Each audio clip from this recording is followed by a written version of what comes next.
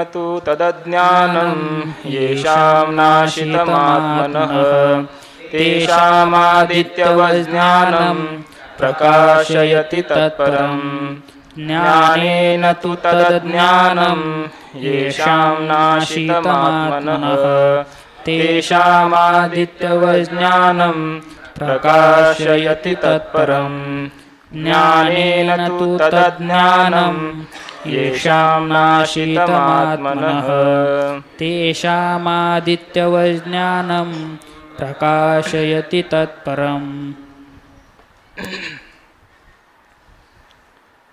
ज्ञानेन तु तदज्ञानं येषां नाशितमात्मनः तेषामादित्यवज्ञानं प्रकाशयति तत्परम् ज्ञानेन तु तत् अज्ञानं येषां नाशितम् आत्मनः तेषाम् आदित्यवत् ज्ञानं प्रकाशयति तत्परम्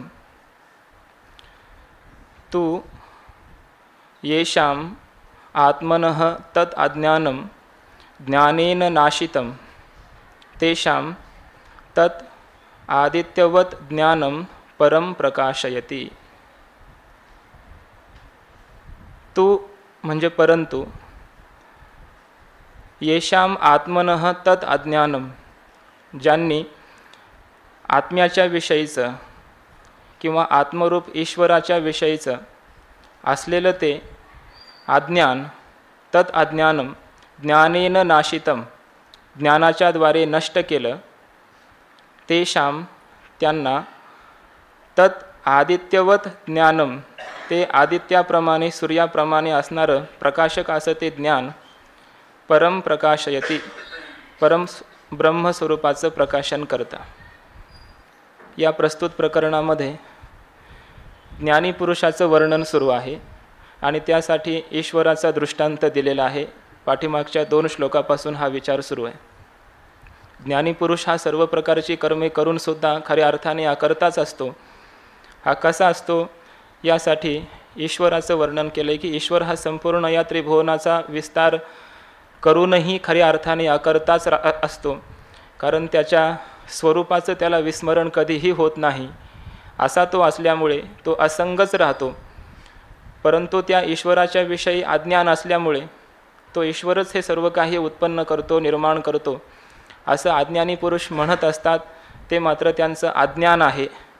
एवढं वर्णन करून झाल्यानंतर या श्लोकामध्ये असं वर्णन केलं आहे की ज्या पुरुषांनी मात्र ते अज्ञान नष्ट केलं, श्रीगुरूंच्या उपदेशाच्या द्वारे, शास्त्र उपदेशाच्या द्वारे अंतर्मुख वृत्तीने ईश्वर स्वरूपाचा, आत्मस्वरूपाचा विचार करून, कारण ईश्वराचं वर्णन करणं, चिंतन करणं म्हणजे जगताचा विचार आलाच। वेदांतामध्ये हे एक अत्यंत महत्त्वाचे विचार आहेत। ईश्वर विचार, जगत विचार, आत्मविचार हे संपूर्ण विचार। प्रत्येक एक विचार जरी परिपूर्ण रीतीने केला तरी त्यामध्ये हे सगळे विचार येऊन जातात। ईश्वराचा पूर्ण विचार केला तर त्यात जगताचा विचार येऊनच जातो, जीवाचाही विचार येऊन जातो आणि ब्रह्माचाही विचार येऊन जातो। कारण ईश्वर हा स्वरूपानं ब्रह्म आहे। ईश्वर जगताच्या रूपानं नटलेला आहे, स्थूल सूक्ष्म कारणाच्या रूपाने, आणि अनेन जीवेन आत्मना अनुप्रविश असल्यामुळे जीवाच्या रूपानंही तोच आहे। ईश्वराचा यथार्थ विचार केला म्हणजे तो त्याला जीवाचाही विचार येऊन जातो, जगताचाही विचार होऊन जातो आणि ब्रह्मविचारही होऊन जातो। ब्रह्मस्वरूपाचा विचार केला तर त्यात ईश्वराचा विचार, जगताचा विचार आणि जीवाचा विचार अगोदर करावाच लागतो। जगताचा विचार करायचं म्हटलं की ईश्वराचा विचार करावाच लागतो। ईश्वराच्या विचाराशिवाय जगताचा विचार हा पूर्ण होतच नाही। म्हणून जगत विचारामध्ये ईश्वर विचार आला, ब्रह्म विचार आला म्हणजे अधिष्ठानाचा विचार करावाच लागतो आणि जगत अंतःपाती जीवांचा विचार करावाच लागतो। जीवाचा विचार केला तर जीव कोण आहे हे समजण्यासाठी त्याला अगोदर ईश्वराचा विचार, जगाचा विचार, ब्रह्मविचार हे सगळे करावेच लागतात। म्हणून कोणताही एक विचार दृढ झाला, पूर्ण झाला तर त्याला सगळे बाकीचे विचार समजून जातात, त्याचे पूर्ण होत असतात। ब्रह्मविचार केला किंवा ईश्वर विचार जरी पूर्ण झाला तरीसुद्धा त्याला ब्रह्मविचार त्यामध्ये येऊनच जातो, ब्रह्मचिंतन होऊन जातं, जगताच्या विषयीचं चिंतन होऊन जातं, जीवाच्या विषयीचं संपूर्ण चिंतन होऊन जातं। म्हणून ईश्वराच्या विषयी संपूर्ण विचार ज्याने केला आणि ईश्वराचं ज्ञान यथार्थ रीतीने झालं, हे तत्पदार्थाचं शोधन आहे। ईश्वराचं चिंतन करणं हे तत्पदाचं चिंतन करणं आहे. तत्वमसी महावाक्यामध्ये जे तत्वम पदार्थ शोधन सांगितलेलं आहे, तत्पदाचं चिंतन करणं, त्वम पदाचं चिंतन करणं, वाच्यार्थ लक्षार्थ मग त्यांचा अभेद चिंतन करणं, हे जे संपूर्ण तत्वम पदार्थाचा विचार आहे, त्यापैकी तत्पदाचा जर पूर्ण विचार केला, ईश्वर विचार जर केला, तर त्यामध्ये तत्पदाचं वाच्य आणि लक्ष हे संपूर्ण आलंच. आणि समष्टी विचार केल्यामुळे पिंडी ते ब्रह्मांडी असा न्याय आहे. जसं ब्रह्मांडामध्ये आहे तसं पिंड वेष्टीमध्ये आहे, जसं वेष्टीत आहे तसं समष्टीमध्ये आहे. जसं ईश्वर विचार हा समष्टी विचार आहे, तो ब्रह्मस्वरूपापर्यंत घेऊन जाणार आहे. आणि आत्मविचार हा एक वेष्टी विचार आहे.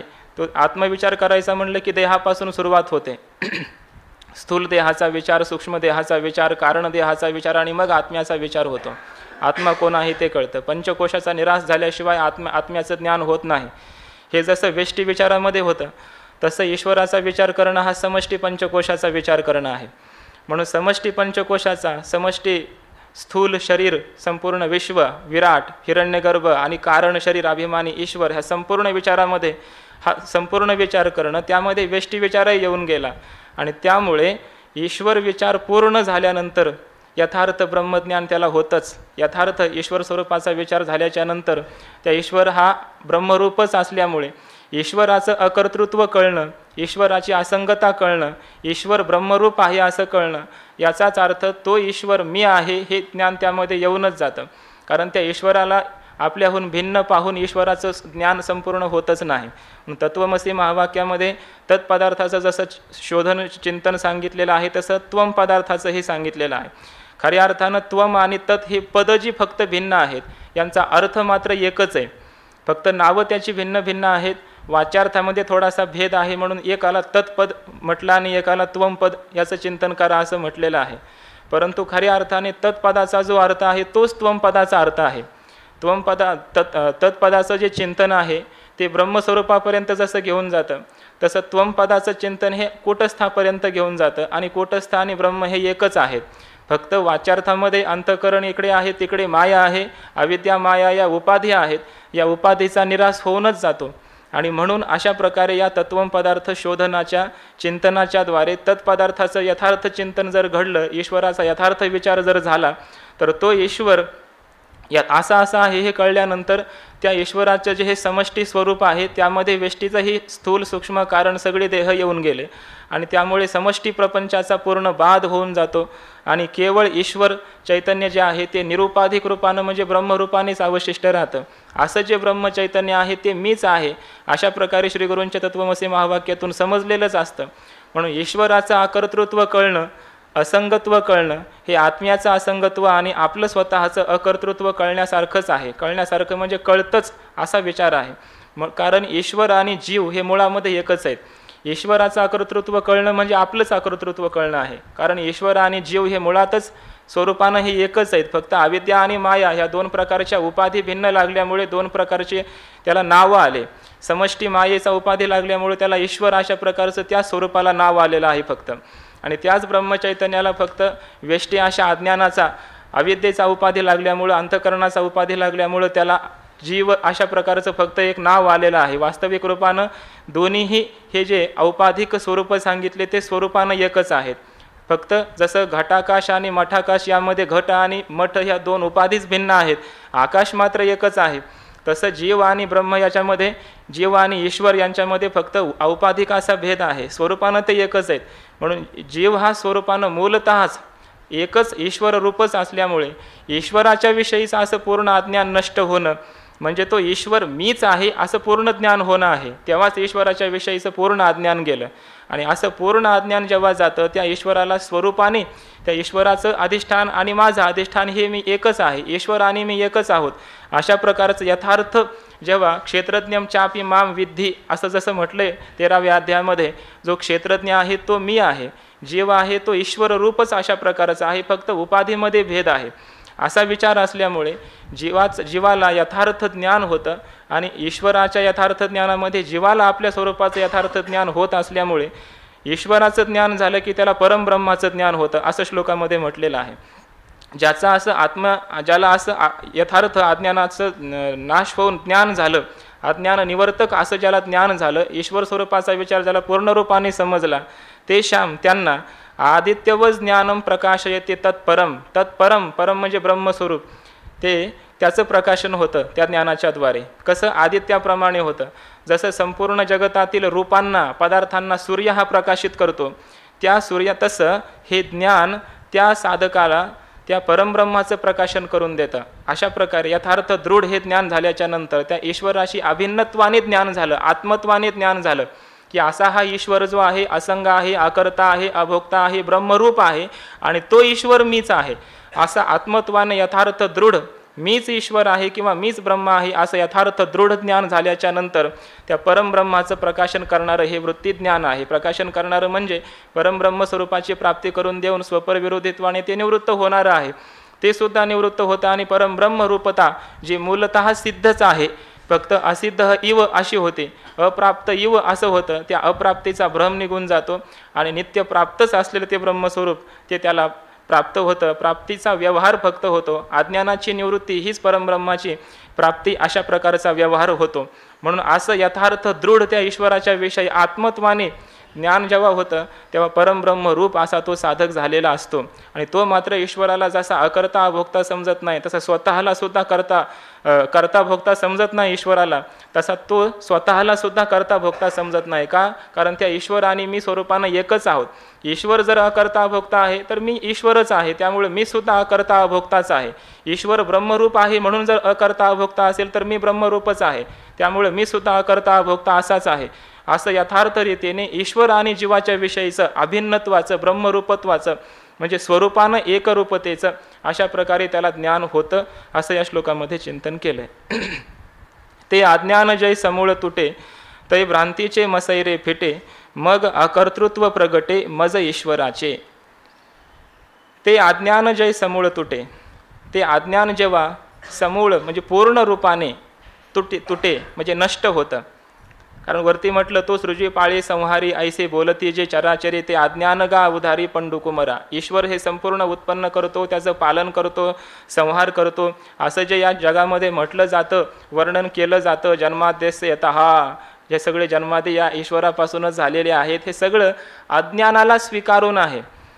अध्यास भाष्यामध्ये सुरुवातीलाच म्हटलेलं आहे, सर्वाणी शास्त्राणी अविद्यावद विषयानी प्रमाण प्रमेय व्यवहार हा. सर्व जेवढे काही प्रमाण प्रमेय व्यवहार आहेत किंवा सगळी जी शास्त्र आहेत त्या अविद्यावानालाच विषय करून सगळं वर्णन करून केलं जातं. म्हणून संपूर्ण जगताची संगती लावण्यासाठी म्हणून जन्माद्यस्य यतः, सगळे जन्म स्थिती प्रलय हे ज्याच्यापासून होतात तो ईश्वर आहे, असं ईश्वराचं जे वर्णन केलं आहे ते अविद्येला, अज्ञानाला स्वीकारून केलेलं आहे. म्हणून वास्तविक पाहता ते अज्ञानच आहे. ईश्वर कर्ता भोक्ता आहे असं मानणं, ईश्वर कारण आहे जगताचं असं मानणं, हे सुद्धा खऱ्या अर्थाने ईश्वर कारण आहे हे न मानणं हे तर अज्ञान आहेच आहे. जगत हे स्वभावानंच झालं, परमाणूपासूनच झालं, प्रकृतीपासूनच झालं, हे तर मानणं अज्ञानाचं अज्ञान पक्क आहेच आहे. पण ह्या जगताचं कारण ईश्वर आहे, अभिननिमित्त उपादान कारण आहे ईश्वर, असं मानणं हे सुद्धा खऱ्या अर्थानं अज्ञानच आहे. अज्ञानाला स्वीकारूनच आहे. कारण जगत नावाचा पदार्थच झाला नाही तर त्याचं कारणाचा शोध तुम्ही काय घेणार? त्याचं कारण काय असणार? ज्या पदार्थाची उत्पत्ती, स्थिती आणि प्रलय कधीच झाला नाही त्याचं कारण कोण असू शकणार आहे? म्हणून खऱ्या अर्थाने तोही विचार अविद्यावानाचाच आहे. असं जे अज्ञान आहे ईश्वराला करता भोगता असं मानणारं, ते अज्ञान जेव्हा समूळ तुटे, पूर्ण रूपाने नष्ट होतं, तै भ्रांतीचे मसैरे फिटे, त्यावेळी भ्रांती, अनेक प्रकारचे जे भ्रम, त्या भ्रमाचा जो काळोख होता, मसैरे म्हणजे काजळी होते, काळोख होता, तोही नष्ट झाला.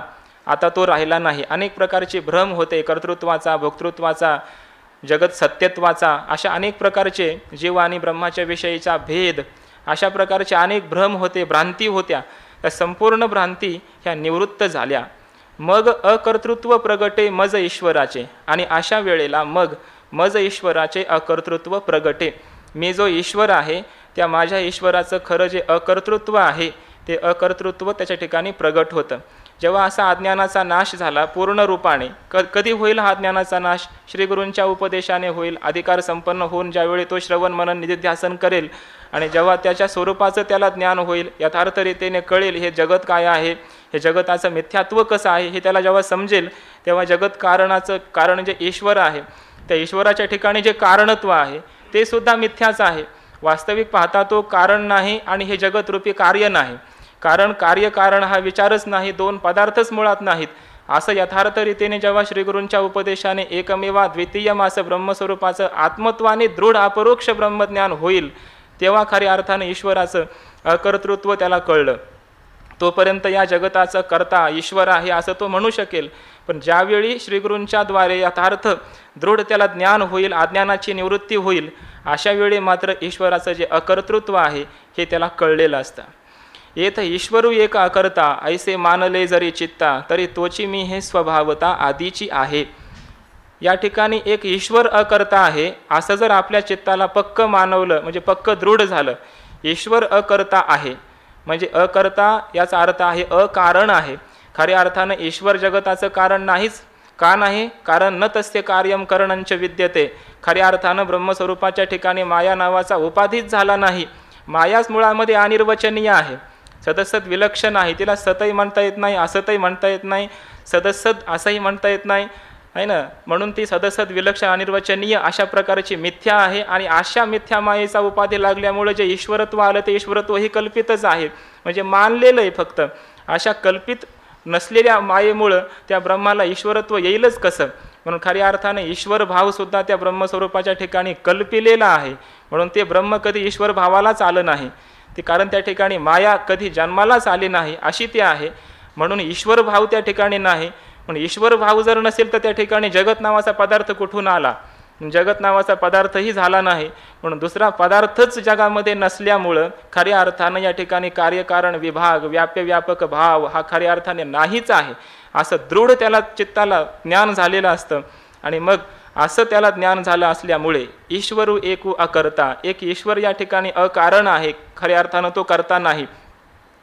ऐसे मानले जरी चित्ता, असं जर चित्ताला दृढ रूपाने ज्ञान झालं, मानवलं, पक्क कळलं, तरी तोची मी हे स्वभावता आधीचे आहे. तर मग स्वाभाविक रूपानं अगोदरच तो ईश्वर मीच आहे असं त्याला ज्ञान झालेलं असतं. कारण ईश्वर आणि तो जीव किंवा तो साधक स्वरूपानं मुळामध्ये ब्रह्मरूपानं एकच आहेत.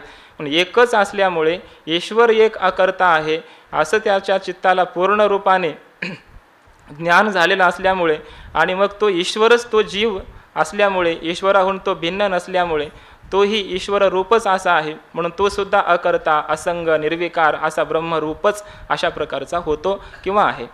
ईश्वराचं अकर्तृत्व कळणं हे तेव्हाच कळू शकतं जेव्हा स्वतःचं अकर्तृत्व कळलं तेव्हा. जर स्वतः करता भोगता मानत असेल आणि ईश्वर मात्र नाही, ईश्वर करूनही अकर्ता आपणा, ईश्वर मात्र व्यापक आहे. म्हणून हे फार जे चिंतन पंचदशीमध्ये जे ईश्वराचा विचार केला चित्रदीप प्रकरणामध्ये खूप गोड असा विचार केलेला आहे. तिथं प्रत्येक ठिकाणी ईश्वराचा विचार करताना जीवाला धरून केलेला आहे. त्या ईश्वराला जीवाहून भिन्नत्वानं घेऊन केलाच नाही. कारण संपूर्ण आनंदमय कोशाला त्या ठिकाणी ईश्वर असं म्हटलेलं आहे. जीवाच्या अनुभूतीतून ईश्वराचं वर्णन केलेलं आहे. प्रत्येक ठिकाणी त्या ईश्वराचा जीवाशी संबंध लावून ईश्वराचं वर्णन केलं आहे. तो ईश्वर हिरण्यगर्भ रूपानं प्रगट झाला त्याही ठिकाणी जीवाचा संबंध सांगितलेला आहे. ईश्वर विराट रूपाने आला त्यावेळी सुद्धा त्या ठिकाणी या स्थूल देहादिकांचा जीवाचा विचार केलेला आहे. पण ईश्वराच्या प्रत्येक विचारामध्ये जीवाचा विचार आलेला आहे. म्हणून हा त्याचं कारणच असं आहे की मुळामध्ये तो ईश्वरच जीव आहे किंवा जीवाचं मूळ स्वरूप हे ईश्वरच आहे. कारण ब्रह्म हे त्याचं स्वरूप आहे आणि ब्रह्मच ईश्वर रूपाने प्रगट झालेला आहे. असं असल्यामुळे जीव हा मूलतः, जीव आणि ईश्वर हे दोन्हीही मूलतः एकच आहेत. असं असल्यामुळे त्या ईश्वराचं कर्तृत्व तेव्हाच कळू शकतं पूर्ण रूपाने जेव्हा आपलं अकर्तृत्व कळलेलं असेल. जेव्हा आपलं अकर्तृत्व कळलं तेव्हा ईश्वराचं अकर्तृत्व कळलं. ईश्वर व्यापक आहे हे जितकं लवकर आपल्याला मान्य होतं तेवढं आपलं व्यापकत्व मान्य होत नाही. ईश्वर व्यापक आहे हे आपण लवकर मान्य करतो, बरोबर आहे. ईश्वर घट घट क्या बीच में राम रमैया मान्य होतं. सर्वा घटी राम देहादेही एक सूर्यप्रकाशक सहस्र रश्मी मान्य होतं. तैसा हृदयामध्ये मी रामू हे मान्य होतं. पण मीच रामू हे नाही मान्य होत. पण मीच ब्रह्म आहे हे मात्र मान्य होत नाही. का नाही होत? स्वतःच्या ठिकाणी मात्र त्याला खऱ्या अर्थाने ईश्वरच नसतो कळलेला. ईश्वराचं ज्ञान यथार्थ झालं की त्याला आत्मज्ञान होतच. त्याशिवाय ईश्वराचं ज्ञान त्याला खऱ्या अर्थाने झालं असं म्हणताच येत नाही. कारण ईश्वर आणि जीव हे मूलतः एकच आहेत. हे वारंवार पुन्हा पुन्हा चिंतन आपण याच करता करतोय की हे मूलतः एकच आहे. पण ईश्वराचं पूर्ण ज्ञान तेव्हाच झालं असं मानता येईल जेव्हा आत्मज्ञान होईल. तो ईश्वर मीच आहे असं दृढ रूपाने जेव्हा अपरोक्ष ज्ञान होईल, उपाधीच्या निरासाद्वारे होईल, तेव्हाच खऱ्या अर्थानं ईश्वराचं पूर्ण ज्ञान झालं. नाहीतर आनंद, अद्वय, नित्य, निरामय, जे का निजध्येय योगियांचे असं ईश्वराच्या विषयी वर्णन करण्याचा आपल्याला सुतराम अधिकार नाही. खरं अधिकार हा आपल्याला तेव्हाच येऊ शकतो. तो ईश्वर माझ्या रूपाने सुद्धा तोच आहे. सर्व जगामध्ये तो आहे, माझ्या ठिकाणी तो आहे इतकंच नव्हे, हे दुसरं ज्याच्यामध्ये आहे ते पदार्थ नाहीतच, फक्त या संपूर्ण विश्वाच्या रूपाने तोच आहे, मीच आहे असं अभिन्नत्वाने पूर्ण जेव्हा ज्ञान होईल तेव्हा ईश्वराच्या व्यापकाचं ज्ञान झालं. नाहीतर तो मी जर नसेल तर ईश्वर परिच्छिन्न झाला ना. ईश्वराचं व्यापकत्व आपण मान्य करतो, पण मी ईश्वर हे मान्य करत नाही. मग मी जर ईश्वर नसेल, मी जर त्याच्याहून भिन्न असेल तर ईश्वर परिच्छिन्न झाला ना. माझ्या ठिकाणी मी ईश्वर नाही म्हणजे काय? ईश्वर म्हणजे माझ्याहून भिन्न झाला, म्हणजे त्या ठिकाणी भेद आला, म्हणजे ईश्वर परिच्छिन्न झाला. परिच्छिन्न झाला म्हणजे तो जड होईल, मिथ्या होईल तो सुद्धा, असं होऊन जाईल. मग ईश्वराच्या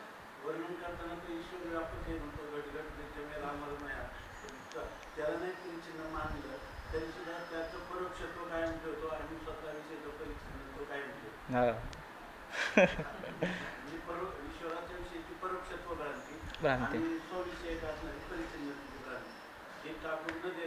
शास्त्राच्या आधाराने मला खरा ईश्वराचं स्वरूप कळलंय असं समजून निरूपण करीत राहतो.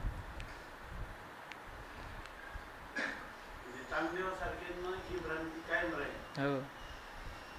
ब्रह्मा व्यापक आहे, परोक्ष आणि मी माझं मला साक्षात आहे, तर मी काय परिच्छिन्न.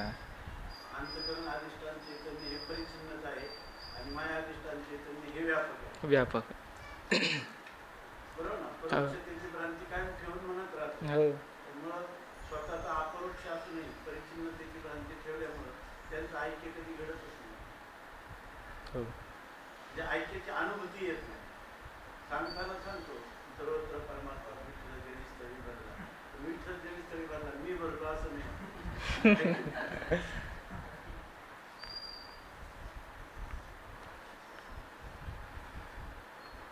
मी तो अनाथ अपराधी.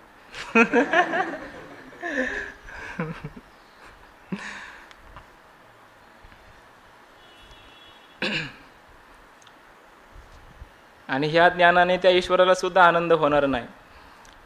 असं ईश्वराचं कितीही ज्ञान झालं, परोक्षत्वाने कितीही त्याच्याविषयी कळलं, पण त्याचं जर आत्मत्वाने ज्ञान झालं नाही तर खरे अर्थ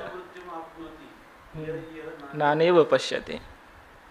त्याला प्रत्येक एकानंतर दुसऱ्या मृत्यू जन्माला सामोरं जावं लागतं. जो परमात्म्याला आपल्यापासून भिन्न किंवा आपल्याला परमात्म्यापासून भिन्न. म्हणून अखंड अर्थाचं जोपर्यंत ज्ञान होत नाही तोपर्यंत त्याचं दुःख परंपरा, जन्ममरण परंपरा ही त्याच्या कायम राहणार. अखंड अर्थात देश काल वस्तू परिच्छेद राहणार नाही. दोन वस्तू द्वैताची सिद्धी होणार नाही का. हे जोपर्यंत होत नाही तोपर्यंत त्याचे सगळे क्लेश त्याला सुटणार. हे शास्त्राचं मनोगत.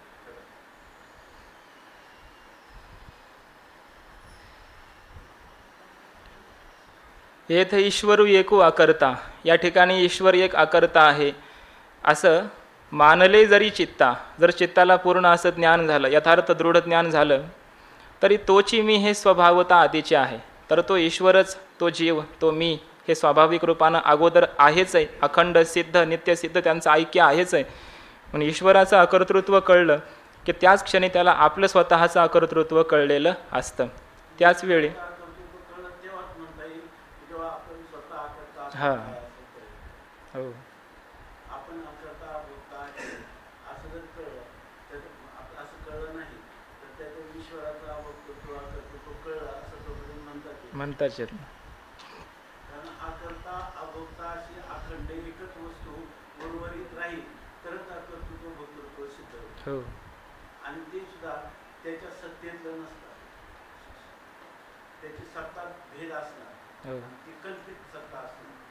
कल्पित सत्ता असणार म्हणजे आधीच करणारा कधी द्वैत करणार म्हणजे तो पदार्थच त्रैकालिक अत्यंत असणार आणि असं असलं तरच ईश्वराच्या अकर्तृत्व भोक्तृत्वाच्या गोष्टी करता येतात. तर त्यांनी केलेल्या गोष्टी सार्थ आहेत. स्वामी महाराज सांगितले की ईश्वरासंग आहे हे कळतं, परंतु त्याच्या असंगत्वाविषयी आपण निसंग झालो हे लक्षात येतं. की नाही, कारण ते आपले असं नाही करत नाही. तो असंग आहे पण आपण त्याच्या असंगत्वाविषयी उदासीनच आहे. कारण आपलं अनुभूती ती समजा येत साक्षात अपरोक्षात ब्रह्म तदेव तत् असं समजतं, पण तदेव अहम असा निश्चय होत नाही.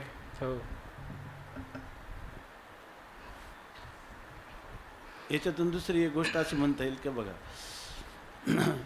तरी ईश्वरू एक अकर्ता ऐसे मानले जरी चित्ता मानले म्हणजे शास्त्रावर अत्यंतिक श्रद्धा असल्यामुळं ईश्वर हा परोक्ष रूपाने अकर्ता आहे हे जरी मानलं, बरोबर ना, हे जरी मानलं याचा अर्थ परोक्षता आहे ईश्वराची, आहे की नाही.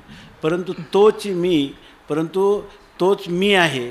आता असं म्हणायला काय श्रम आहेत, म्हणून स्वामी महाराज नेहमी म्हणायचे की परोक्ष ज्ञान होण्यासाठी जास्त श्रम आहेत. बघा, अपरोक्ष ज्ञानासाठी श्रम नाही. ईश्वर शास्त्राच्याद्वारे अकर्ता अभोक्ता आहे हे जर निश्चित कळलं तर पुढचं पाऊल जे आहे त्याला फक्त काय म्हणायचं, तोच मी म्हणायचं. बरं, मी म्हणायला काय श्रम आहेत, आधीची अगोदरच आणि स्वाभाविक सहजच अनादिकालापासून त्या दोघांचं नित्य संचलेलं ऐक्य हे सहजच आहे. या अर्थाने म्हटलं तर ही ओवी असं सांगते का की परोक्ष ज्ञान संपादन करणं कठीण आहे. अपरोक्ष ज्ञान म्हणजे त्याला पुढची पायरी फक्त जो परमात्मा तुम्ही असंग निर्विकार म्हणता तो मीच आहे एवढंच म्हणायचं, पुढचं काय आहे. मग अपरोक्ष ज्ञानाला काही लागत नाही, परोक्ष ज्ञानाला जास्त कष्ट आहे. म्हणून ज्या कष्ट होतात ते खरं परोक्ष ज्ञान शास्त्राच्या साह्याने करून घ्यायलाच कष्ट होतात. मी म्हणायला काहीच नाही. बरं, मी म्हणायचं म्हणजे असंच म्हणायचं का तो मी आत्ता झालेला मी आहे का आधीची आहे, आधीचे का स्वाभाविकच आहे, स्वाभाविक तेच त्याचं स्वतःचा भाव सत्ता स्वरूप त्याचंच आहे. ते जे परमात्म्याचं स्वरूप आहे तेच माझं आहे एवढंच फक्त म्हणायचं. आणि एवढं झालं की काय त्याची सरली हेरधार झाला सफळ व्यापार. आणि हे खरं हृदयामध्ये हरीला साठवणे आहे की नाही. साठविला हरी जी ही हृदय मंदिरी त्याची सरली एरधार झाला सफळ व्यापार. हरी आला हाता मग कैची भैचिंता. हरी म्हणजे कोण, आत्मरूप श्रीहरी. हाताला आलं म्हणजे करतलामलक वत आतिंद्रिय अशी त्याची अनुभूती आहे की नाही. स्वयंप्रकाश स्वतःसिद्धत्वाने आलेली अनुभूती. म्हणून असं त्याचा मानले जरी चित्तायावरून परोक्षता आणि आधीचा येत साक्षात अपरोक्षात ब्रह्म यावरून आपल्याला खरे श्रम जे आहेत ते परोक्ष ज्ञानात आहे. ब्रह्माचं अकर्तृत्व शास्त्राच्या साह्याने मानण्यात जर आपल्याला निश्चय झाला, परंतु त्या निश्चयामध्ये परमात्मा ईश्वर हा नित्यपरोक्ष वस्तू आहे, ती फक्त शास्त्राच्याच आधाराने आपल्याला कळणार. परंतु हे जर आपण मानलं म्हणजे हे मान्य केलं तर पुढचं जे येणार तेच माझं स्वरूप आहे हे सोपं आहे. कारण का, त्या अनादी अनंत स्वतःसिद्ध स्वयंप्रकाश असं आपलं स्वतःचं स्वरूप आहेच आहे. त्याला फक्त मीच म्हणायचं म्हणजे झालं, आहे की नाही. माझा लक्षार्थ आणि ईश्वराचा लक्षार्थ दोन्ही नित्य एकरूपच आहेत. किंबहुना त्यांच्यामध्ये एक भेद होणं शक्यच नाही. अशा प्रकारचं त्या निश्चयाचं स्वरूप असणार, नाही का.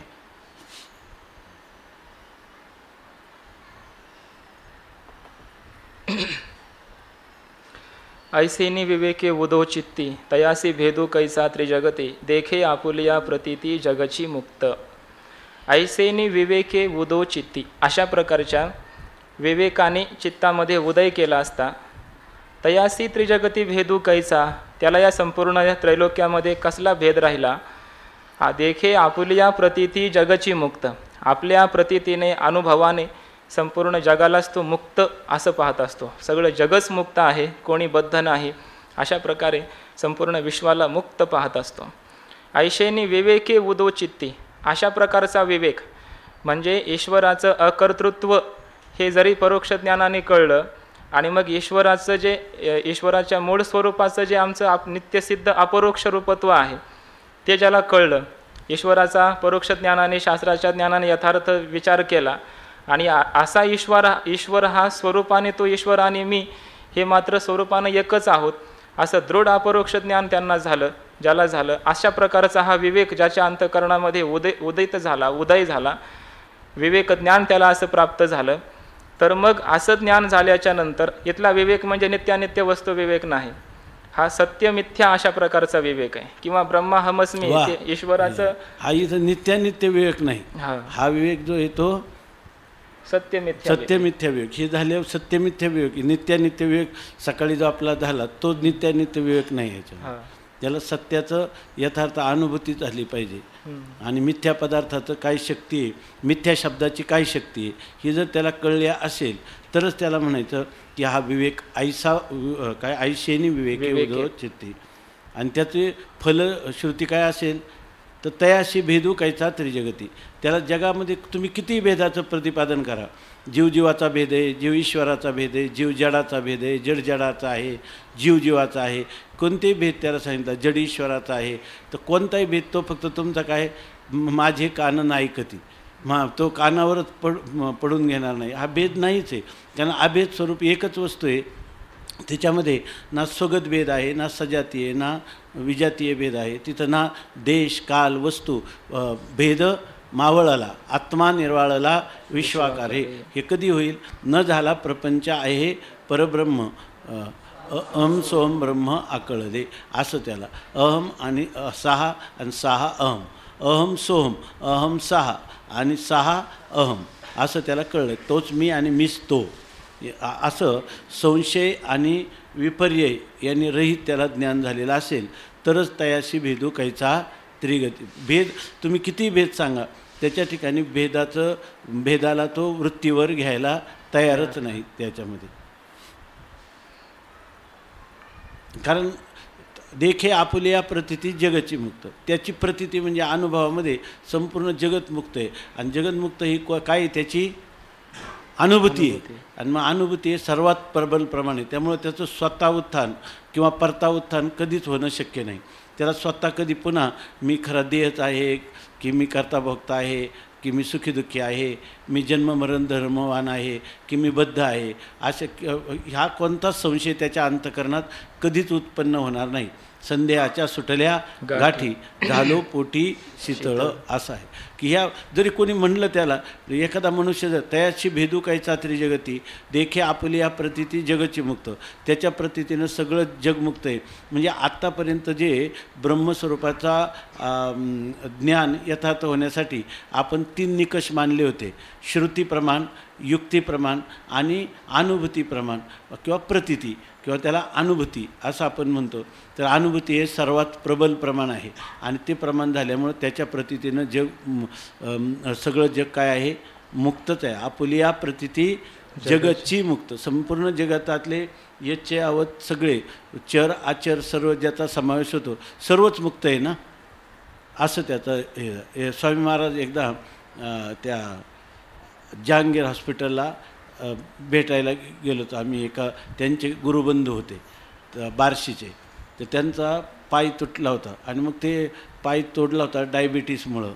तर मग स्वामी महाराज गेल्यावरती त्यांनी इच्छा केली की मला तुमची शेवटची भेट घ्यायची. मग तेव्हा होतं चातुर्मास्य. त्यामुळे स्वामी महाराज म्हणे चातुर्मास्य संपलं की मी येतो, तोपर्यंत तू मरणार नाही. तर आम्ही म्हटलं स्वामी महाराजांना, मग तुम्ही म्हटले आणि समजा ते अगोदरच गेला तर चातुर्मास संपायचा ना, मग अजून 1-1.5 महिना 2 महिन्याचा संन्यासाचा चातुर्मास असतो. तर मग म्हटलं अगोदर तुम्ही कसं काय म्हटलं की आता मरणाचं काय कोणाच्या हातात आहे, ब्रह्मनिष्ठ पुरुष असला तर. ते म्हणे पण हे माझं म्हणणं खरं आहे ना, तो अमरच आहे, तो मरणार कधीच नाही. त्यामुळं म्हटले नाही काय मला खोटं बोलण्याचं पातक नाही लागणार नाही, तो अमर आत्माच आहे ना. नंतर चातुर्मास संपल्याबरोबर दुसऱ्याच दिवशी सकाळी स्वामी महाराज त्यांना भेटायला जायचं म्हटले. गेलं तिथं तर रडायला लागला खूप.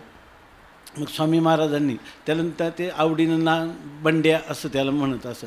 तर ते गेल्यावर त्यांनी ते रडायला लागले. मग स्वामी महाराजांनी त्यांना समजून सांगितलं आता प्रारब्धाचा भोग आहे, आता तू लवकर बरा होशील, काळजी करू नको. थोडे शांत झाले. थोडा वेळ झाल्यावर पुन्हा ते नर्स काही ड्रेसिंग करायला आली, ते पुन्हा रडायला लागले. पुन्हा रडायला, फार वेदना होता तो, मला आता सहन होत नाही. स्वामी महाराज म्हणे आता हे प्रारब्ध भोगावंच लागतं असं त्याची समजूतपणा अनेक प्रकाराने सांगितली.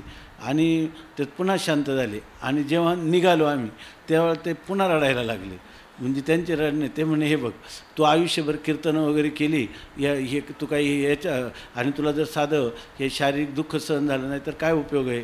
त्यांनी सांगितलं अहो कीर्तनं मी ह्याच्यासाठी नाही केली, मी लोकांसाठी कीर्तनं केली असं त्यांनी सांगितलं. ते जाऊ दे, लोकांसाठी केली तरीसुद्धा त्याची पुण्याई तुला अशी आहे का तू आता मी असंग ब्रह्म आहे अशाच निश्चयात राहा, काय करावं होतच नाही म्हणे. स्वामी महाराज म्हणे तुझा होऊ का न होऊ, मी जर गाढवाला ब्रह्म समजतो तर मी तुला ब्रह्म समजतो, मी आता जातो म्हणले. लगेच पाठ फिरवली आणि चालायला लागले लगेच. तू स्वतःला ब्रह्म म्हण नाही तर म्हणू नको, तुझा अनुभव मी ब्रह्म नाही असा तू कथन करीत असला तर मी मात्र तुला काय म्हणणार, ब्रह्मच म्हणणार. आपुली या प्रतिती जगाची मुक्त असं. म्हणजे स्वतः उत्थान झालेल्याचं सुद्धा आपण म्हणायचं नाही अरे तुझं कशाला उत्थान, तू ब्रह्मच आहे असं. कारण प्रतिती तू मी नाहीच आहे.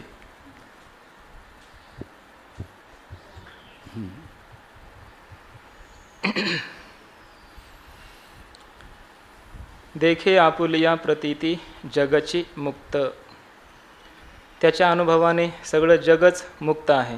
न निरोधो न चोत्पत्तीर न बद्धो न च साधकः न मुमुक्षुर न वै मुक्त इति एषा परमार्थता. त्याला अशी परमार्थता समजलेली आहे. त्यामुळे तो बद्ध मुक्त अशा प्रकारचा कोणताही भेद जगतामध्ये पाहत नाही. आपुलिया प्रतीती जगची मुक्त. कारण तो जेव्हा मुक्त झाला स्वतः तेव्हाच त्यानं वेष्टी समष्टी उपाधीचा नाश केलेला असतो. जो असं म्हणतो मी मुक्त झालो पण अजून तुम्ही बद्ध आहात, त्याला खऱ्या अर्थानं त्याला ज्ञान झालेलं नसतं. त्याचं कारण आहे की त्याला समष्टी उपाधीचा त्यानं बाध नाही न केला. जेव्हा जर समष्टी मायाच नाही, समष्टीचे मायेचा जर बाध झाला तर मायाकृत जगतातलं बद्धत्व हे राहिलंच नाही ना. जसं तो स्वतः मुक्त म्हणतो, त्याच्या अविद्येचा फक्त बाध केला आहे त्यानं जास्तीत जास्त, वेष्टीचा तर समष्टीचा त्यानं बाध केलेला नसतो. जर दुसऱ्याला मी मुक्त आहे आणि दुसऱ्याला बद्ध समजत असेल तर समजायचं की ह्याचीच मुक्ती काय आहे, संशयास्पद आहे असं. मुक्ताची ही हा निकष आहे की त्याला जगात कोणीच बद्ध वाटता कामा नाही. मुक्त का सया म्हणावे, बंधनाची नाही ठावी. जगात जर कोणी बद्धच नाही तर मुक्त कोण आहे की नाही. बद्ध मुक्त सीन तुका म्हणे. बद्धमुक्त हा एक प्रकारचा सीन आहे, याच्या पलीकडं काही नाही. त्या स्वामी महाराजांचे एक भक्त होते मुनगेकर म्हणून, त्यांना जॉबर म्हणत. तर ते एकदा आले, ते मधून यायचे, ते आंब्याखाली बसले नियम करीत काही नित्यक्रम, आणि इकडं पाठ चालला होता. स्वामी महाराजांना नेहमी वाटायचं की सगळी कामं सोडून पाठ ऐकावं. तर ते आले, नंतर त्यांचा पाठ करून आपलं त्यांचं नित्यनियम करून स्वामी महाराज म्हणे हे बघा अमृतानुभवाचं चिंतन चालले, हे कुठं बसलेत म्हणे आंब्याखाली, तिथं पूजा करीत बसले, हे कधी मुक्त होणार नाहीत म्हणे. तर त्यांनी सांगितलं की कारण म्हणे ग्रस्ताश्रमी हे मुक्त होणार नाही. ते म्हणे माझं जाऊ द्या स्वामी, पण मला तुमची मुक्तता मलाच संशयास्पद आहे. कारण असं सांगतात का मुक्ताची काय देखे आपुलिया प्रतिती जगाची. तुम्ही जर मुक्त असेल तर तुम्हाला मी बद्ध कसं काय दिसतो, त्यामुळे तुमचीच मुक्ती ना. स्वामी म्हणले तू मुक्त, तुझा बाप आजोबा सगळे मुक्त, मला बद्ध करू नको म्हटले.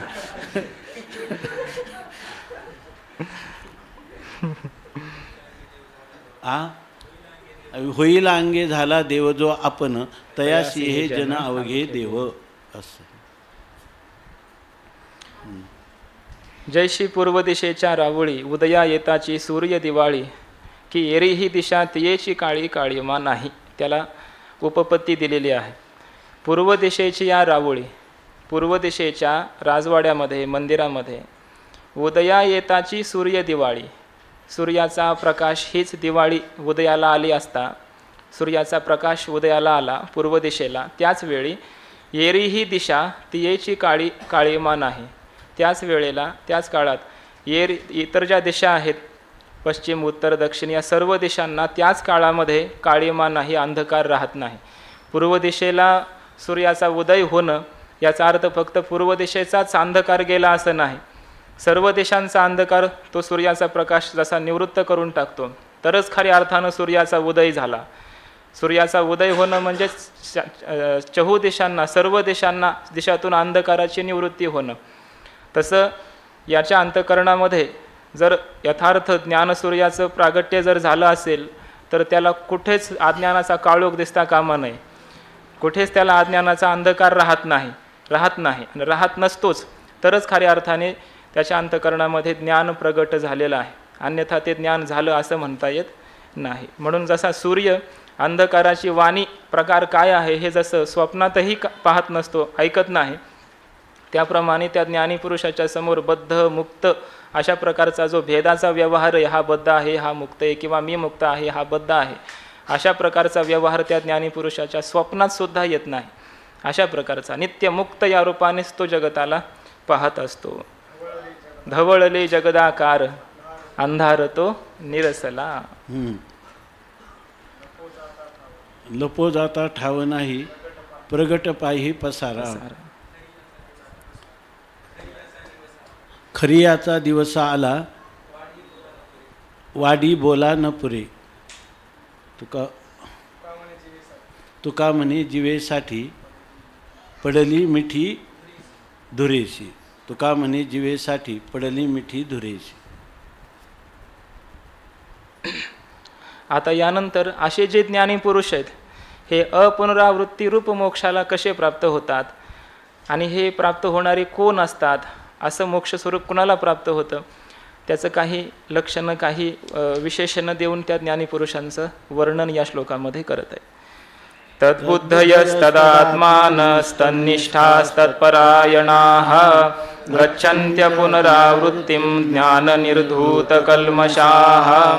तद्बुद्धयस्तदात्मानस्तन्निष्ठास्तत्परायणाः गच्छन्त्य पुनरावृत्तिं ज्ञाननिर्धूतकल्मषाः. तद्बुद्धयस्तदात्मानस्तन्निष्ठास्तत्परायणाः गच्छन्त्य पुनरावृत्तिं ज्ञाननिर्धूतकल्मषाः. तद्बुद्धयः तदात्मानः तन्निष्ठाः तत्परायणाः ज्ञाननिर्धूतकल्मषाः अपुनरावृत्तिं गच्छन्ति. तद्बुद्धयः तस्मिन् ब्रह्मण्येव बुद्धिः येषान्ते तद्बुद्धयः. ज्यांची बुद्धी त्या ब्रह्मस्वरूपाच्या ठिकाणी स्थिर झालेली आहे, ज्यांच्या बुद्धीला त्या ब्रह्मस्वरूपाचं ज्ञान झालेलं आहे, ब्रह्मस्वरूपाच्या विषयी ते ब्रह्म मीच आहे असा निश्चय करणारी ज्यांची बुद्धी आहे. तदात्मानः आणि त्यामुळे जे तदात्मा झाले म्हणजे काय, तदेव ब्रह्म आत्मा स्वरूपम ये शांते तदात्मानः. ते ब्रह्म हेच आहे ज्यांचं स्वरूप, म्हणजे जे ब्रह्मरूपच झाले असे जे ब्रह्मवेद ब्रह्मैव भवती. ब्रह्मवेद हे तद्बुद्धयः या पदाने सांगितलं आहे. आणि तदात्मानः ब्रह्मैव भवती, ब्रह्माला जाणणारा हा ब्रह्मच होतो. आणि असा असलेला मग ज्ञानोत्तर कालामध्ये तन्निष्ठाः तस्मिन् ब्रह्मण्येव निष्ठा नितराम स्थिती ये शांते तन्निष्ठाः. ज्यांची स्थिती अंतकरणाची वृत्ती सदैव त्या ब्रह्मस्वरूपाच्याच ठिकाणी स्थित आहे, तन्निष्ठ ब्रह्मनिष्ठ अशा प्रकारचे ते होतात. कारण दुसरं पाहायला दुसऱ्या ठिकाणी वृत्ती जायला दुसरा पदार्थच राहत नाही, म्हणून ब्रह्मनिष्ठ त्यांची वृत्ती ब्रह्मचैतन्यालाच विषय करणारी होते. तत्परायणाः तदेव परम ब्रह्म तदेव परम आयनम परागती ये शांती तत्परायणाः. म्हणजे भाष्यकारांनी म्हटलं त्या ब्रह्मस्वरूपाचं सदैव चिंतन करणारे अशा प्रकारचे ते तत्परायण अशा प्रकारचे असतात. कितवा श्लोक आहे. तत्परायणाः तदेव परम आयनम परागतिः येषां भवति ते तत्परायणाः केवल आत्मरतयः इत्यर्थः. केवल आत्मस्वरूपाच्याच ठिकाणी रममाण होणारे त्यांना तत्परायणाः असं म्हटलंय. म्हणजे तत्पर होऊन सदैव आत्मस्वरूपाच्याच ठिकाणी रममाण झालेले, दुसरा पदार्थच त्यांच्या वृत्तीवर न आल्यामुळे तत्परायण झाले. केवळ ब्रह्मरूपच अशा प्रकारे त्या ब्रह्मस्वरूपाचं चिंतन करणारे, ब्रह्मस्वरूपातच आनंद घेणारे, आत्मरतीही आत्मक्रीडः ब्रह्म काय ब्रह्मविदां वरिष्ठः क्रियावान येष ब्रह्मविदां वरिष्ठः या श्रुतीचा हा अनुवाद आहे. आत्मरतीही आत्मक्रीडः क्रियावान एषः ब्रह्मविदां वरिष्ठः असा हा ज्ञानी पुरुष असतो. तत्परायणाः ब्रह्मस्वरूप आत्मरतीही आत्मस्वरूपातच आनंद घेणारा. ज्ञाननिर्धूत कल्मषाः ज्ञानेन निर्धूतम कल्मशम येषाम, ज्यांचं ज्ञानाच्याद्वारे कल्मश म्हणजे संपूर्ण पाप, पुण्यात्मक पाप, संपूर्ण पाप, धर्मात्मक संपूर्ण पाप ज्यांची नष्ट झालेली आहेत, धुवून निघालेली आहेत, अशा प्रकारचे हे ज्ञानी पुरुष अपुनरावृत्तीम गच्छन्ति. अपुनरावृत्ती म्हणजे जन्ममरण रहित अशा प्रकारची जी मोक्ष स्थिती आहे, पुन्हा जन्माला न येणं अशा प्रकारचा जन्माभावरूप जो मोक्ष आहे, अशा मोक्ष स्वरूपाला म्हणजे विदेह कैवल्याला असे हे जीवनमुक्त महापुरुष शेवटी प्राप्त होतात. म्हणजे न स पुनरावर्तते, पुन्हा तो जन्माला येत नाही. न तस्य प्राणाः उत्क्रामन्ति अत्र ब्रह्मणी समवलीयन्ते, याच ठिकाणी त्याचे प्राण ब्रह्मस्वरूपात विलीन होतात. लोकलोकांतराला किंवा पुन्हा जन्माला त्याचे प्राण येत नाहीत. बुद्धिनिश्चये आत्मज्ञान ब्रह्मरूप भावी आपणा आपण, ब्रह्मनिष्ठा राखे पूर्ण तत्परायण अहर्निशी. बुद्धिनिश्चये आत्मज्ञान, त्याच्या बुद्धीच्या निश्चयाने आत्मज्ञान झालेलं असतं. ते आत्मज्ञानही ब्रह्मरूपाने म्हणजे ब्रह्मैक्य या रूपाने, ते ब्रह्म मीच आहे अशा प्रकारे त्यांना आत्मस्वरूपाच्या विषयी ज्ञान झालेलं असतं. बुद्धिनिश्चये हा त्यांच्या बुद्धीचा निश्चय झालेला असतो. ब्रह्मरूप भावी आपणा ब्रह्मरूप भावी, तो आपण आपल्या स्वतःला ब्रह्मरूपानेच भावतो म्हणजे मानतो.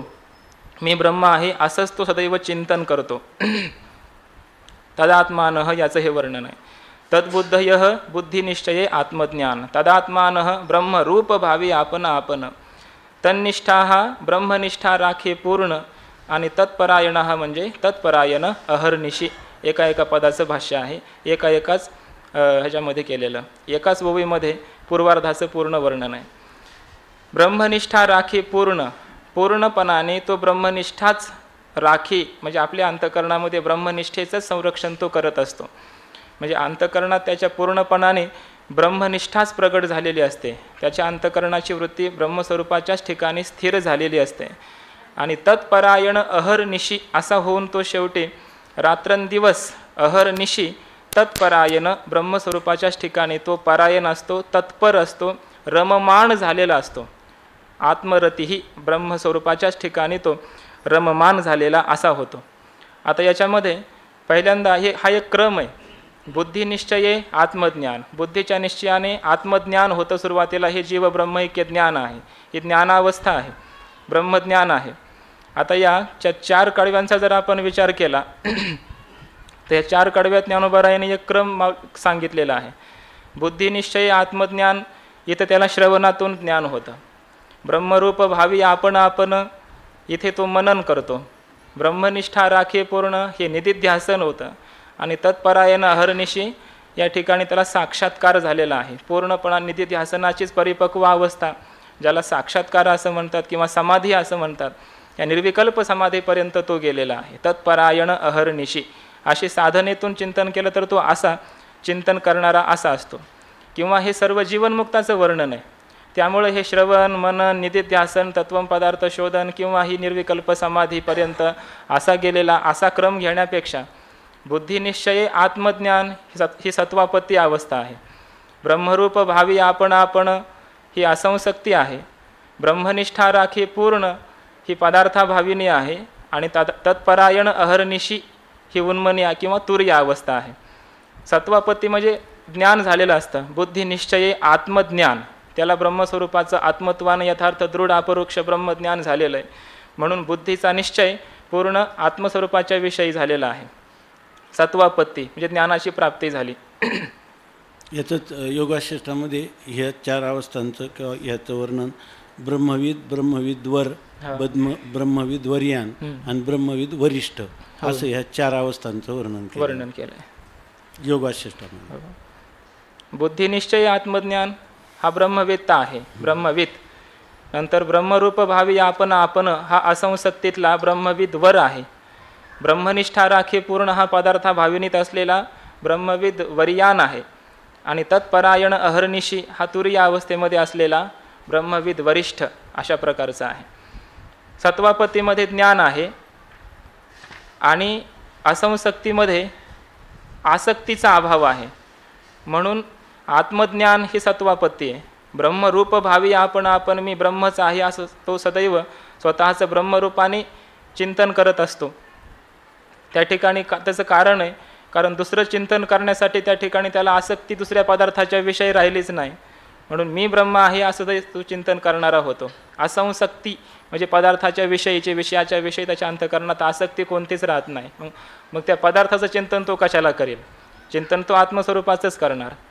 आणि ब्रह्मनिष्ठा राखे पूर्ण ही पदार्थाभाविनी आहे, कारण ब्रह्मनिष्ठच होतो, कारण दुसरा पदार्थच राहत नाही विषयनिष्ठ होण्यासाठी. म्हणून ब्रह्मनिष्ठ असा होतो.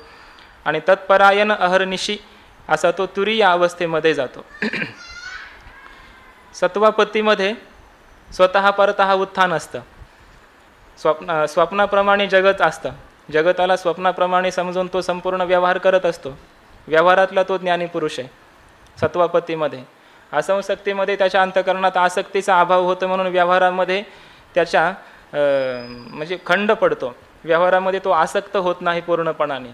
त्याच्या व्यवहारामध्ये कमतरता न्यूनता निर्माण होते. ब्रह्मरूप भावी आपण असा होतो, असंशक्त होतो. म्हणून त्या अवस्थेत त्याचं स्वतः उत्थान कधी होतं आणि कधी परतः उत्थान असं पण होतं असंशक्तीमध्ये. पण तो सदैव चिंतन करणारा होतो, पण आसक्तीरहित अशा प्रकारचा झाला असल्यामुळे तो कधी स्वतःसुद्धा त्या चिंतनातून बाहेर येतो, कधी दुसऱ्यांनी आणावं लागतं. पण पदार्थाभाविनीमध्ये गेला ब्रह्मनिष्ठा राखे पूर्ण, असा ब्रह्मनिष्ठ पूर्ण झाला की मग स्वतः उत्थान होत नाही, त्याला परतः उत्थान त्याचं करावं लागतं. दुसऱ्याने त्याला मग जर वृत्तीवर आणलं तर तो वृत्तीवर येतो, अन्यथा तो दुसऱ्याने वृत्तीवर आणल्याशिवाय तो वृत्तीवर सुद्धा येत नाही, असं त्याचं परतः उत्थान आहे. आणि उन्मनी अवस्थेमध्ये किंवा तुरीय अवस्थेमध्ये गेल्यानंतर मग मात्र त्या ठिकाणी तो स्वतः परतः उत्थान रहित अशा प्रकारचा होतो. मग वृत्ती येता मग बळ लागे, हे सुद्धा पदार्थाभाविनीतलं वर्णन आहे. पण एकदा तो तुरीयमध्ये गेला की मग त्याला दुसऱ्यांनीही वृत्तीवर आणण्याचा प्रयत्न केला तरीसुद्धा तो पुन्हा वृत्तीवरच येत नाही. तो निर्वृत्तिक अशा त्या ब्रह्मस्वरूपात सदैव अशा प्रकारचा तत्पर असतो. तत्पर म्हणजे तद्रूप अशा प्रकारचा झालेला असतो. ब्रह्मरूप पूर्ण झालेला आहे. त्याचे पूर्ण व्यवहार तुरीयमध्ये बंद पडलेले असतात. बंद म्हणजे जरी होताना दिसले तरी पण तो त्या व्यवहारामध्ये जरी त्याला कोणी खाऊ घातलं तर तो खाईल, पिताना दिसेल, सगळं काही करताना जरी दिसलं तरीसुद्धा त्याला मात्र त्याची काही जाणीवसुद्धा नसते. अशा जाणीव रहित अशा प्रकारचा तो होतो. स्वतः परतः उत्थान रहित. तो मी काय करत आहे, कोणीतरी मला खाऊ घालत आहे का काय, हे कसलंच भान त्याच्या वृत्तीला नसतं. असा तो स्वतः परतः उत्थान रहित तुरीय अवस्थेमध्ये असतो. असा हा ज्ञानी पुरुष आहे. बुद्धी निश्चये आत्मज्ञान.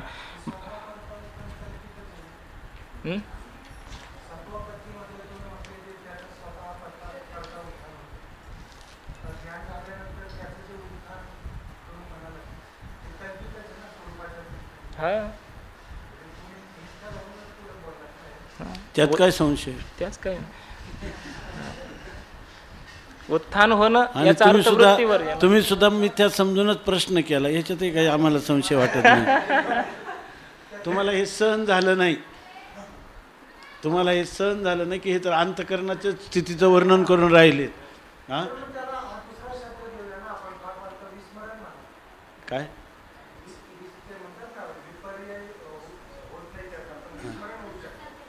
अहो, हे सत्वापत्तीमध्ये विस्मरण होतं पण विपर्यय होत नाही.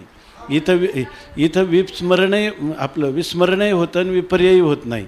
आणि विस्मरण आणि विपर्यय ह्या दोन्ही भागाची सुद्धा जाणीव नाही, अशी ती स्थिती आहे ब्रह्मविद वरिष्ठाची असणारी.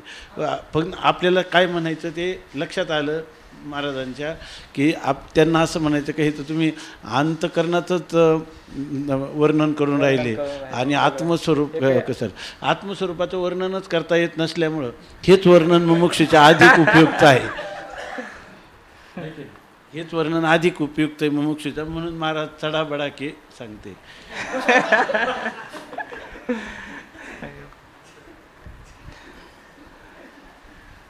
ह्या सगळ्या अवस्था अंतःकरणाच्याच आहेत. ही कोणतीच अवस्था आत्म्याची नाही, स्वरूपाची नाही. त्याच्या अंतःकरणामध्ये जी चिंतनामुळे प्राप्त होणारी जी अनुभूती आहे, त्या अनुभूतीची प्रत्येकाच्या ठिकाणी असली जी त्याला उत्कट अवस्था म्हणतात, त्याच्या अनुभूतीमध्ये आलेली, त्याच्या अनुभूतीचं हे वेगवेगळं ज्या केलेलं लोकांच्या वर्णन आहे. मन अंतकरणात परमार्थ हा आत्म्याचा आहे असं वाटतं, त्यांचा भ्रम निवृत्त करण्यासाठी ही अवस्था वर्णन फार आवश्यक आहे.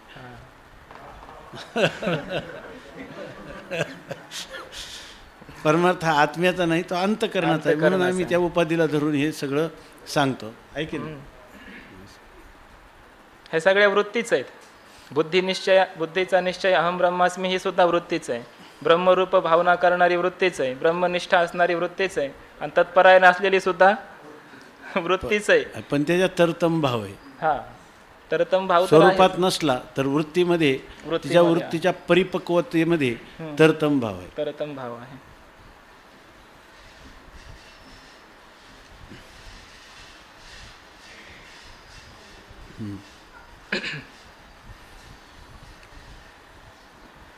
ऐसे व्यापक ज्ञान भले, जयाची या हृदया गिवसित आले, तयाची समता दृष्टी बोले विशेषू काही.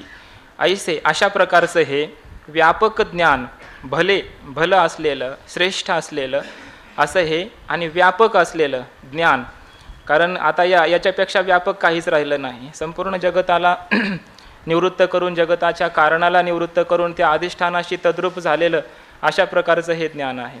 असं व्यापक ज्ञान जयाची या हृदया गिवसित आले, ज्याच्या हृदयाला शोधित आलेलं आहे, ज्याच्या हृदयाला स्वतःहून हे प्राप्त झालेलं आहे, असं ज्ञान ज्याला प्राप्त झालेलं, तयाची समता दृष्टी, त्याला प्राप्त झालेली जी समदृष्टी आहे, साम्यतेची दृष्टी आहे, ती बोले विशेषू काय, ते शब्दाने आता विशेष वर्णन करून काय सांगू, ते शब्दाने आता सांगता येईल काय.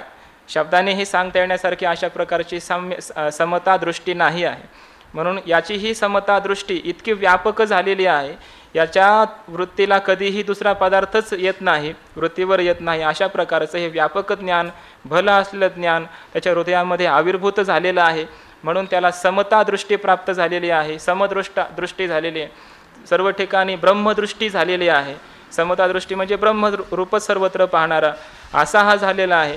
म्हणून त्याचं वर्णन आता शब्दाने काय करता येईल, शब्दाच्या वर्णनाच्या अतीत अशा प्रकारचं त्याचं स्वरूप आहे. एक आपणपाची जैसे ते देखती विश्व तैसे, हे बोलणे कायसे नवलू येथ. एक आपणपाची जैसे ज्याप्रमाणे एक आपणपाची, एका आपणा स्वतःलाच ते जसं ब्रह्मरूपानं पाहतात, तैसे ते विश्व देखती, त्याप्रमाणे संपूर्ण विश्वाला ते ब्रह्मरूपानेच पाहत असतात. जसं ते आपणपाची देखती, जसं ते आपल्याला पाहतात म्हणजे ब्रह्मरूपानेच पाहतात, तसं ते विश्वाला पाहतात म्हणजे सगळं विश्वसुद्धा ब्रह्मरूपच आहे असं पाहतात. म्हणून विश्वाला वेगळं पाहिलं आणि आपणा स्वतःला मात्र ब्रह्मरूप पाहिलं, आणि मग त्या विश्वाला आपल्याहून भिन्न पाहिलं जगाला, असं मात्र ते पाहत नाहीत. म्हणून जसं आपल्याला ब्रह्मरूप पाहतात तसं संपूर्ण जग हे ब्रह्मरूप आहे असं ते पाहतात. सर्व ब्रह्ममय अशा प्रकारची त्याची दृष्टी झालेली आहे. हे बोलणे कायसे नवलू येथ. पुन्हा माऊली म्हणतात की याविषयी तुम्हाला फारसं काही आश्चर्य जर वाटेल तर असं काही वाटू देऊ नका. हे जे बोलणं आहे, या बोलण्यामध्ये नवलू कायसे, कसलं नवल आलंय, काही आश्चर्य नाही, कारण हे असंच आहे. हे नसलेलं जर प्राप्त झालं असतं तर आश्चर्य होतं. उलट हे प्राप्त झालं असं म्हणणं हा भ्रम आहे. म्हणून हे प्राप्त नव्हतं किंवा हे आता प्राप्त झालं असं म्हणत असाल तर आश्चर्य आहे की नाही.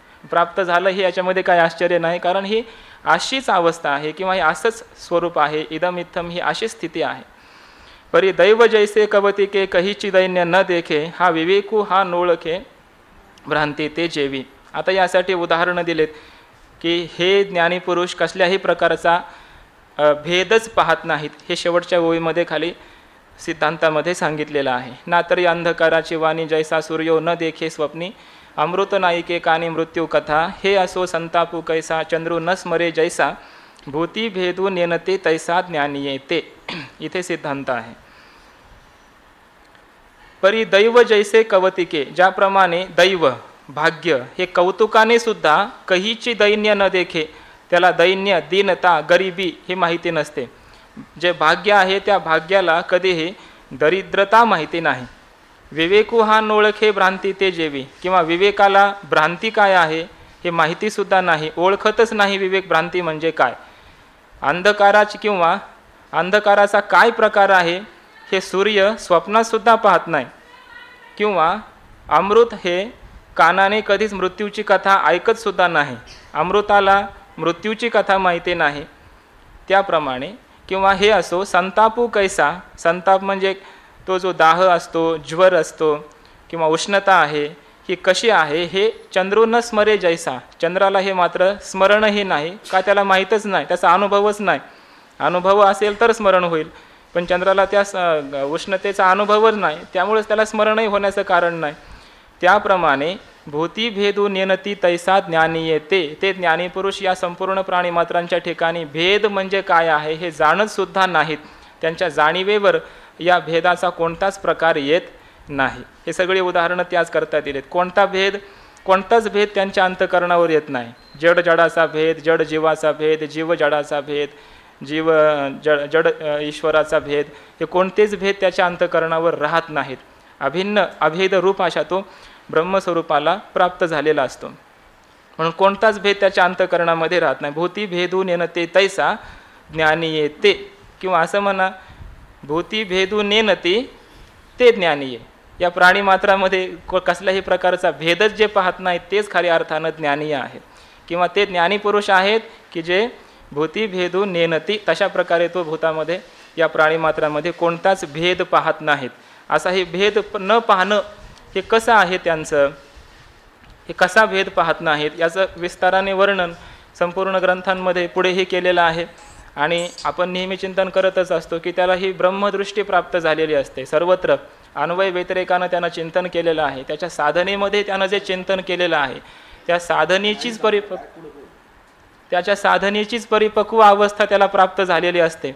म्हणून त्यानं संपूर्ण या जगताचा भेदाचा दृढ मिथ्यात्व निश्चय केला असल्यामुळे तो मिथ्या असलेला असा पदार्थ त्याच्या वृत्तीवर येत नाही. तो भेदाला सत्य समजत नाही. त्या संपूर्ण भेदाला मिथ्या रूपानं त्यानं पाहिलं असल्यामुळे मिथ्या पदार्थ हा अधिष्ठानाच्या ठिकाणी त्रैकालिक अत्यंत अभावरूप असतो असा पक्का दृढ निश्चय असल्यामुळे त्याचा अधिष्ठानच नित्यसिद्ध अशा प्रकारचं आणि तेच मी असं दृढ निश्चित झालं असल्यामुळे भेद हा संपूर्ण औपाधिक आहे, मिथ्या आहे, खोटा आहे असं असल्यामुळे त्याला कधीही भेद मात्र काय हे राहतही नाही, त्याची जाणीवसुद्धा राहत नाही. त्या भेदाचा बाध केला ही जाणीवसुद्धा राहत नाही. भेदाची निवृत्ती झाली, मी या ज्ञानाच्याद्वारे अज्ञानाची निवृत्ती करून अज्ञान कार्य संपूर्ण भेद त्या भेदाचा बाध केला अशा प्रकारची ही जाणीव राहत नाही. कारण तुका म्हणे भेदाभेद गेला वाद खंडोनी असा होतो. भेदाभेद भ्रम अमंगळ असा तो होतो. जसं भेदाला तो अमंगळ मानतो तसा अभेदालाही मानतो, कारण भेदसुद्धा अभेद सापेक्षच आहे. अभेदाचं चिंतन करताना भेद समोर येतोच, म्हणून तर अभेदाचं चिंतन करावं लागतं. म्हणून अभेदाचं चिंतन हे सुद्धा भेद सापेक्ष असल्यामुळं तो अभेदाचं चिंतनाला सुद्धा अमंगळ असा मानतो. म्हणून ह्या भेदाभेदाच्या अतीत अशा प्रकारचा तो झालेला असल्यामुळे भेदाची आणि अभेदाची कोणतीच जाणीवसुद्धा त्याच्या अंतःकरणावर राहत नाही. असा कसा तो आहे, त्याच्या वृत्तीवर कसा भेद येत नाही, मग तो जगताला पाहताना काय पाहतो, तर तो सर्वत्र समदर्शन ब्रह्मदर्शनच कसा करतो याचं वर्णन पुढच्या श्लोकामध्ये केलं आहे. विद्या विनय संपन्ने ब्राह्मणे गविहस्तिनी शुनिचैव श्वपाके च पंडिता समदर्शिनः.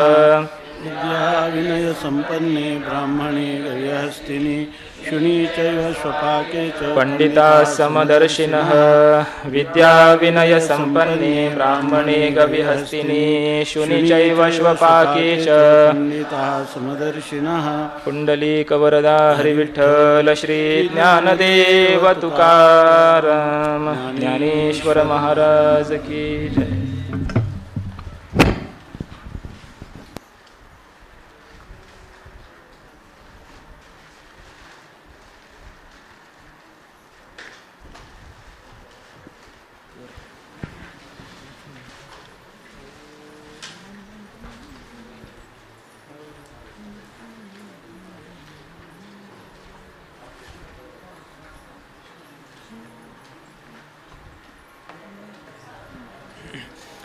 ऐसा ज्याचा अनुभव,